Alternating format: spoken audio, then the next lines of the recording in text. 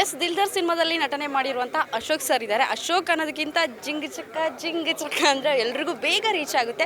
S Ashok sir ಹತ್ರ ಮಾತಾಡ್ತಾ ಹೋಗೋಣ ಬನ್ನಿ. ದಿಲ್ದರ್ ಸಿನಿಮಾದಲ್ಲಿ ಯಾವ ಕ್ಯಾರೆಕ್ಟರ್ ಆ್ಯಕ್ಟ್ ಮಾಡಿದ್ದಾರೆ, ನಾವು ಈಗಷ್ಟೇ ನೋಡಿದ್ರಲ್ಲಿ ಒಂದು ಗ್ಲಿಮ್ಸಲ್ಲಿ ಸಕ್ಕತ್ತಾಗಿ ಬಂದು ಹೋಗಿದ್ದಾರೆ. ಬನ್ನಿ ಏನು ಆ್ಯಕ್ಟ್ ಮಾಡಿದ್ದಾರೆ ಮಾತಾಡ್ತಾ ಹೋಗೋಣ. ಹಾಯ್ ಸರ್, ಹೇಗಿದ್ದೀರಾ? ನಾನು ಚೆನ್ನಾಗಿದ್ದೀನಿ, ಫಂಟಾಸ್ಟಿಕ್. ಸೊ ದಿಲ್ಮಾರ್ ಸಿನಿಮಾದ ಒಂದು ಪ್ರೆಸ್ ಮೀಟು, ಒಂದು ಕ್ಯಾರೆಕ್ಟರ್ ರಿವೀಲ್ ಟ್ರೇಲರಲ್ಲಿ ನಾವು ಎಲ್ಲರೂ ಸೇರಿದ್ವಿ. ಆ್ಯಂಡ್ ಈ ಒಂದು ಟ್ರೇಲರ್ ರಿಲೀಸ್ಗೆ ಶಿವಣ್ಣ ಅವರು ಬಂದಿದ್ದರು. ಅದು ಬಹಳ ಸಂತೋಷದ ವಿಷಯ. ಯಾವತ್ತಿದ್ರೂ ಶಿವಣ್ಣ ಅವ್ರನ್ನ ನೋಡೋದು ಅಂತಂದರೆ ಏನೋ ಒಂದು ಖುಷಿ ನಮಗೆ. ಯಾವಾಗ ನೆಕ್ಸ್ಟ್ ಟೈಮ್ ಯಾವಾಗ ಮೀಟ್ ಮಾಡ್ತೀವೋ ಅಂತ ಅನ್ನಿಸ್ತಾ ಇರುತ್ತೆ. ಈಗಾಗಲೇ ಇನ್ನೂ ಮುಗ್ದಿರಲ್ಲ ಕಾರ್ಯಕ್ರಮ, ಬಟ್ ಆಲ್ರೆಡಿ ನೆಕ್ಸ್ಟ್ ಟೈಮ್ ಯಾವಾಗ ಮೀಟ್ ಮಾಡ್ತೀವೋ ಅಂತ ಅನ್ನಿಸ್ತಿರುತ್ತೆ. ಸೊ ಶಿವಣ್ಣ ಬಂದಿದ್ದು ನಿಜವಾಗ್ಲೂ ಬಹಳ ಖುಷಿ ಆಯಿತು. ಆ್ಯಂಡ್ ಈ ಒಂದು ಸಿನಿಮಾ ಚಂದ್ರಮೌಳಿ ಅವರ ಒಂದು ಕನಸಿನ ಪ್ರಾಜೆಕ್ಟ್ ಅಂತ ಹೇಳಿದ್ರೆ ತಪ್ಪಾಗಲಾರ್ದು. ಅವರ ಒಂದು ಬರವಣಿಗೆ, ನಾನು ಆಗಲೇ ಸ್ಟೇಜ್ ಮೇಲೆ ಹೇಳ್ದಂಗೆ ಈ ಒಂದು ಪಾತ್ರ ನಾನು ನಿಮಗೋಸ್ಕರನೇ ಬರೆದಿರೋದು ಅಂತ ಚಂದ್ರಮೌಳಿ ಅವರು ಹೇಳಿದಾಗ ನಾನು ಬೇರೆ ಏನೂ ಯೋಚನೆ ಮಾಡಲಿಲ್ಲ. ಪಾತ್ರ ಹೇಗಿದೆ ಅಂತಲೂ ಕೇಳಲಿಲ್ಲ. ಇಮಿಡಿಯೇಟಾಗಿ ನಾನು ಒಪ್ಕೊಂಡ್ಬಿಟ್ಟೆ. ಯಾಕೆಂತಂದರೆ ನನಗೆ ಅವರ ಒಂದು ಬರವಣಿಗೆ ಮೇಲೆ ಅಷ್ಟೊಂದು ಭರವಸೆ. ಆ್ಯಂಡ್ ಅದರ ಪ್ರಕಾರನೇ ಅವರು ತುಂಬ ಚೆನ್ನಾಗಿ ಬರೆದಿದ್ದಾರೆ. ನನ್ನ ಸೀನ್ಸು, ನನ್ನ ಒಂದು ಡೈಲಾಗ್ಸು ಆ್ಯಂಡ್ ಚಿತ್ರದ ನಾಯಕ ರಾಮ್ ಅವರ ಒಂದು ಪಾತ್ರ, ಈಗಾಗಲೇ 2 ಟ್ರೇಲರ್ಗಳಲ್ಲಿ ಆ ಒಂದು ಪಾತ್ರ ಹೇಗಿರ್ಬೋದು ಅನ್ನೋ ಒಂದು ಕ್ಯೂರಿಯಾಸಿಟಿ ಸಕ್ಕತ್ತಾಗಿ ಬಿಲ್ಡ್ ಆಗಿದೆ. ಆ ಒಂದು ಕ್ಯೂರಿಯಾಸಿಟಿಗೋಸ್ಕರನೇ ಖಂಡಿತವಾಗ್ಲೂ ಜನಗಳು ಸಿನಿಮಾ ನೋಡೋಕ್ಕೆ ಬರಬೇಕು. ಆ್ಯಂಡ್ ಖಂಡಿತವಾಗ್ಲೂ ನಿಮ್ಗೆ ಯಾರಿಗೂ ಡಿಸಪಾಯಿಂಟ್ ಆಗಲ್ಲ ಅಂತ ನಾನು ಹೇಳೋಕ್ಕೆ ಇಷ್ಟಪಡ್ತೀನಿ. ಇನ್ನು ನನ್ನ ಒಂದು ಪಾತ್ರ ಬಂದು ಸ್ವಲ್ಪ ಕ್ಯೂರಿಯಸ್ ಆಗೇ ಇರಲಿ ಅಂತ ನಾನು ಹೇಳ್ಕೊಳ್ಳೋಕೆ ಇಷ್ಟಪಡ್ತೀನಿ. ಒಟ್ಟಿನಲ್ಲಿ ಹೀರೋ ಯಾರು ಅಂತ ನನಗೆ ಗೊತ್ತಿದೆ, ಆ ರೀತಿಯಾದಂಥ ಒಂದು ಪಾತ್ರ. ಆ್ಯಂಡ್ ತುಂಬ ಇಂಪಾರ್ಟೆಂಟು ಈ ಸಿನಿಮಾ ಹೇಗೆ ಫ್ಲೋ ಆಗುತ್ತೋ ಆ ಒಂದು ಫ್ಲೋ ಅಲ್ಲಿ ನನ್ನ ಒಂದು ಪಾತ್ರ ಅಲ್ಲಲ್ಲಿ ಬಹಳ ಇಂಪಾರ್ಟೆಂಟ್ ಆಗ್ತಾ ಹೋಗುತ್ತೆ. ಆ ರೀತಿಯಾದಂಥ ಒಂದು ಪಾತ್ರ ಅಂತ ಹೇಳಕ್ಕೆ ಇಷ್ಟಪಡ್ತೀನಿ. ಸರ್, ಇನ್ನೊಂದು ವಿಚಾರ ನೀವು ಮಾತಾಡಬೇಕಾದ್ರೆ ಹೇಳಿದ್ರಿ, ನನಗೆ ಶಿವಣ್ಣನ ಜೊತೆ ನಟನೆ ಮಾಡಬೇಕಂತ ಆಸೆ ಇತ್ತು, ಆ ಭಾಗ್ಯ ಒಲಿದು ಬಂದಿದೆ ಅಂತ. ಯಾವ ಸಿನಿಮಾದಲ್ಲಿ ಮಾಡ್ತಾ ಇದ್ದೀರಾ ಅನ್ನೋದು?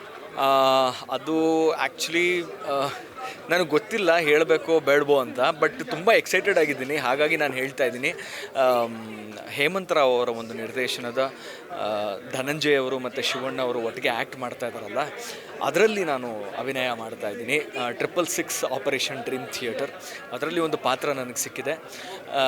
ಸೊ ಶಿವಣ್ಣ ಅವ್ರ ಜೊತೆ ಒಂದು ಸೀನ್ ಇದೆ ಅಂತ ನಾನು ಕೇಳ್ಪಟ್ಟಿದ್ದೀನಿ. ಅದಕ್ಕಿಂತ ಜಾಸ್ತಿ ನನಗೆ ಇನ್ನೇನು ಗೊತ್ತಿಲ್ಲ.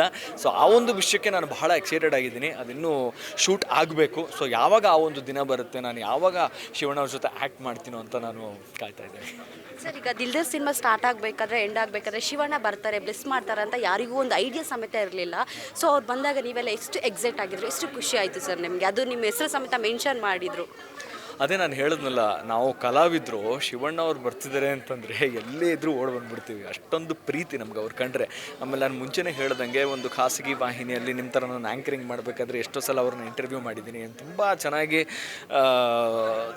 ಮಾತಾಡಿಸ್ತಾರೆ. ಅದಕ್ಕೋಸ್ಕರ ನಮಗೆ ಏನೋ ಒಂಥರ ಅವರು ಶಿವಣ್ಣ, ಶಿವರಾಜ್ ಕುಮಾರ್ ಅವರು ಅಂತ ನಮಗೆ ಫೀಲೇ ಬರಲ್ಲ. ಏನೋ ನಮ್ಮವರಲ್ಲಿ ಒಬ್ಬರು ಅಂತ ನಮ್ಗೆ ಅನಿಸ್ಬಿಡುತ್ತೆ. ಅದಕ್ಕೋಸ್ಕರ ಅವ್ರ ಜೊತೆ ಮಾತಾಡೋದು ಅಂದರೆ ಅಷ್ಟು ಇಷ್ಟ. ಆ್ಯಂಡ್ ಅದೇ ನಾನು ಆಗಲೇ ಹೇಳ್ದಂಗೆ ನಿಮ್ಮ ಜೊತೆ ಆ್ಯಕ್ಟ್ ಮಾಡಬೇಕು ಸರ್ ಅಂತ ನಾನು ತುಂಬ ಮನಸಾರೆ ಕೇಳ್ಕೊಂಡಿದ್ದೆ. ಖಂಡಿತವಾಗ್ಲೂ ಆಗುತ್ತೆ ಅಂತ ಹೇಳಿದರು. ಸೊ ಆ ಒಂದು ಘಳಿಗೆ, ಆ ಒಂದು ಸಮಯ ಕೂಡ ಬರ್ತಾ ಇದೆ. So I am really happy. Sir, final ಆಗಿ ನಿಮ್ಮ ಸಾಂಗು ಸ್ವಲ್ಪ ದಿನದಲ್ಲಿ ಸಾಕಷ್ಟು ಸದ್ದು ಮಾಡ್ತಾ ಇತ್ತು, ಜಿಂಗಿ ಚಕ್ಕ. ಸೊ ಅದನ್ನು ಇನ್ನೊಂದ್ಸಲ ರಿಪೀಟ್ ಮಾಡ್ತೀರಾ, ಇಲ್ಲ ಯಾವುದಾದ್ರೂ ಹೊಸ ಸಾಂಗ್ ಆಡ್ತೀರಾ ಸರ್? ಅದೇ ನೋಡಿ, ಹಾಡಿದ್ದು ನಾನು ಆ್ಯಕ್ಚುಲಿ 2 ಹಾಡುಗಳು. ಆ 2 ಹಾಡುಗಳು ಕೂಡ ಯಾವ ರೀತಿ ಹಿಟ್ಟಾಗಿದೆ ಅಂತಂದರೆ ಅದರಾದ್ಮೇಲೆ ನಾನು ಹಾಡೋಕ್ಕೆ ಆಗಲಿಲ್ಲ. ಫಸ್ಟ್ ಅವಕಾಶ ಕೊಡ್ತಾ ಇದ್ದೀವಿ ನಾವು.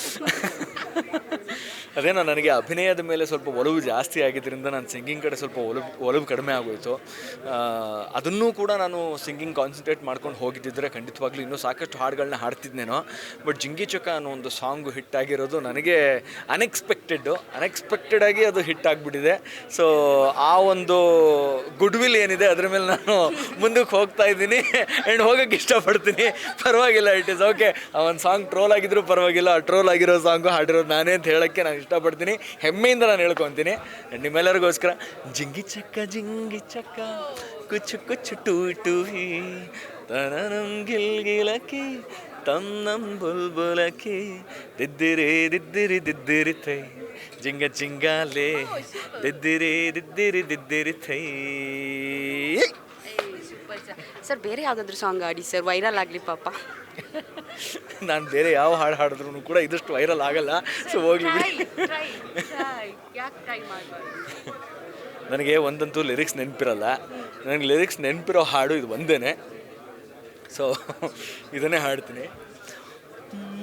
ಅನಿಸುತ್ತಿದೆ ಯಾಕೋ ಎಂದು ನೀನೇನೆ ನನ್ನ ಬಳೆಂದು, ಮಾಯದ ಲೋಕದಿಂದ ನನಗಾಗೆ ಬಂದವಳೆಂದು, ಆಹ ಎಂಥ ಮಧುರ ಯಾತನೆ,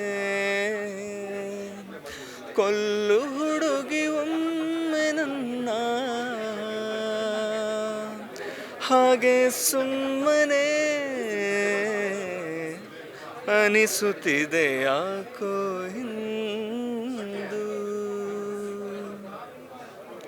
ಮುಗೀತು sir. Thank you so much sir. Sir ರೀಸೆಂಟಾಗಿ ಒಂದು ಸಾಂಗ್ ವೈರಲ್ ಆಗಿತ್ತು, ನಿಮಗೆ ಗೊತ್ತಾ? ಅರ್ಜುನ್ ಜನ್ಯ ಸಾಂಗ್ದು.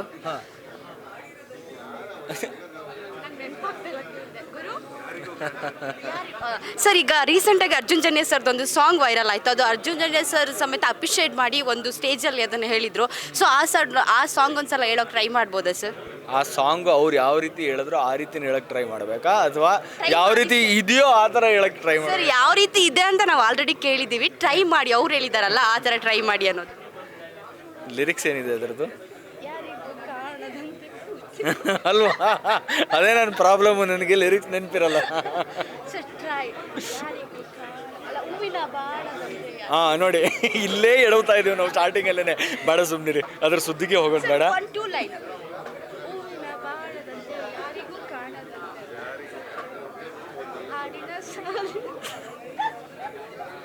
ನೀವು ಲಿರಿಕ್ಸ್ ಓಪನ್ ಮಾಡಿಕೊಟ್ಬಿಡಿ, ನಾನು ಟ್ರೈ ಮಾಡ್ತೀನಿ.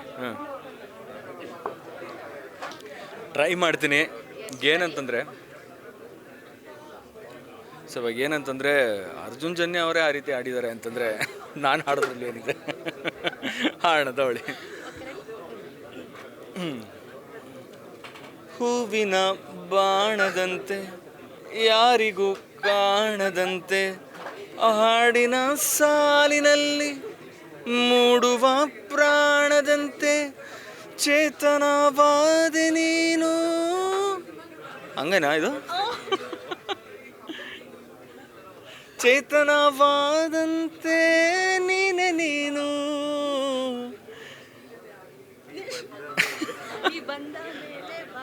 ಓಕೆ. ನೀ ಬಂದ ಮೇಲೆ ಬಾಕಿ ಮತ್ತೇನು,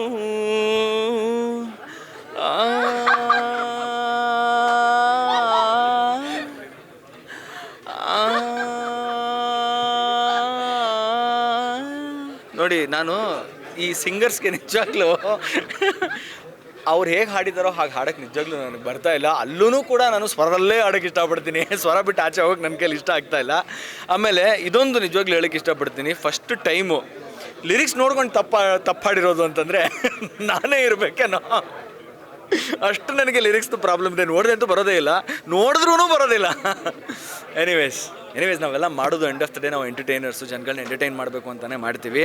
ಸೊ ಇದನ್ನು ನೀವು end of the day cut ಮಾಡಿ ಎಡಿಟ್ ಮಾಡಿ ಹೆಂಗೋ ಒಂದು ಜನಗಳಿಗೆ ಎಂಟರ್ಟೈನ್ಮೆಂಟ್ ನೀಡೋ ಥರ ಕೊಟ್ಟರೆ ಅದು ನನಗೂ ಖುಷಿನೇ. ಒಟ್ಟಿನಲ್ಲಿ ಜನ ಖುಷಿ ಪಡಬೇಕು, ಎಂಟರ್ಟೈನ್ ಆಗಬೇಕು ಸರ್. ಖಂಡಿತವಾಗಿ ಜನರಿಗೆ ಎಂಟರ್ಟೈನ್ಮೆಂಟ್ ಮಾಡೋ ಥರನೇ ಕೊಡೋದು ಸರ್. ಫೈನಲ್ ಆಗಿ ದಿಲ್ದಾರ್ ಸಿನಿಮಾದಲ್ಲೇ ಆ್ಯಕ್ಟ್ ಮಾಡಿದ್ರೆ ಮೊದಲಿಂದಾಗಿ ಆಲ್ ದ ಬೆಸ್ಟ್. ಯಾವುದಾದ್ರು ಸೀರಿಯಲಲ್ಲಿ ಮಾಡ್ತಾ ಇದ್ದೀರಾ ಸರ್ ನೀವು? ಹೌದು, ಈಗಾಗಲೇ ಜನಗಳು ನಾನು ಝೀಯಲ್ಲಿ ಮಾಡಿರ್ತಕ್ಕಂಥ ಒಂದು ಸೀರಿಯಲ್ಲು ಸೀತಾರಾಮ, ಅದರಲ್ಲಿ ಅಶೋಕ್ ಅನ್ನೋ ಒಂದು ಪಾತ್ರ ಮಾಡಿದೆ. ಅದನ್ನೆಲ್ಲರೂ ಬಹಳ ಇಷ್ಟಪಟ್ಟಿದ್ರು. ಅದರಾದಮೇಲೆ ಆ ಒಂದು ಸೀರಿಯಲ್ ಮುಗಿದಾದ್ಮೇಲೆ ನೆಕ್ಸ್ಟ್ ಯಾವ ಪ್ರಾಜೆಕ್ಟಲ್ಲಿ ಬರ್ತಿದ್ದೀರಾ ಅಂತ ಎಲ್ಲರೂ ಕೂಡ ಕೇಳ್ಕೊತಾ ಇದ್ದಾರೆ. ಸೊ ನೆಕ್ಸ್ಟು ಝೀಯಲ್ಲೇ ಇನ್ನೊಂದು ಪ್ರಾಜೆಕ್ಟ್ ಬರ್ತಾ ಇದೆ, ಆದಿಲಕ್ಷ್ಮಿ ಪುರಾಣ ಅಂತ, ಅದರಲ್ಲಿ ಕಾಣಿಸ್ಕೊತಾ ಇದ್ದೀನಿ ಸರ್. ಸೇಮ್ ಕ್ಯಾರೆಕ್ಟರ್ ಅದರಲ್ಲೂ? ಇಲ್ಲ, ಸೀರಿಯಲ್ಲೇ ಬೇರೆ ಅಂದಮೇಲೆ ಕ್ಯಾರೆಕ್ಟರ್ ಸೇಮ್ ಎಲ್ಲಿಂದ ಆಗುತ್ತೆ? ರಾಮಲ್ಲಿ ಮಾಡಿದ್ರಲ್ವ, ರಾಮ್ ಜೊತೆ ಮಾಡಿದ್ರಲ್ಲ ಫ್ರೆಂಡ್ ಆಗಿ, ಸೇಮಾ ಬೇರೆ? ಇಲ್ಲ, ಫ್ರೆಂಡ್ ಕ್ಯಾರೆಕ್ಟರ್ ಅಲ್ಲ, ಇದು ಬೇರೆ ಕ್ಯಾರೆಕ್ಟರ್. ಇನ್ನೂ ಅದ್ಭುತವಾದಂತಹ ಕ್ಯಾರೆಕ್ಟರ್, ಒಂದು ಬೇರೆ ಶೇಡ್ ಇರ್ತಕ್ಕಂಥ ಒಂದು ಕ್ಯಾರೆಕ್ಟರ್. ಭಾಳ ಖುಷಿ ಇದೆ. ಈ ಒಂದು ಪಾತ್ರದಲ್ಲೂ ಕೂಡ ನಾನು ಜನಗಳನ್ನ ಮನಸ್ಸನ್ನು ಗೆಲ್ಲಕ್ಕೆ ಇಷ್ಟಪಡ್ತೀನಿ, ಆ್ಯಂಡ್ ಖಂಡಿತವಾಗ್ಲೂ ಜನಗಳನ್ನ ಇಂಪ್ರೆಸ್ ಮಾಡೋಕ್ಕೆ ಇಷ್ಟಪಡ್ತೀನಿ ಅಂತ ನಾನು ಹೇಳ್ಕೊಳ್ಳೋಕೆ ಇಷ್ಟಪಡ್ತೀನಿ. ಸೊ ಬೆಸ್ಟ್ ವಿಶಸ್ ಇರಲಿ sir. Thank you sir. Thank you so much. ಇನ್ನಷ್ಟು ಹೆಚ್ಚಿನ ಮಾಹಿತಿಗಾಗಿ ಫಾಲೋ ಮಾಡಿ ಬ್ರಿಗೇಡ್ ನ್ಯೂಸ್ ಕನ್ನಡ.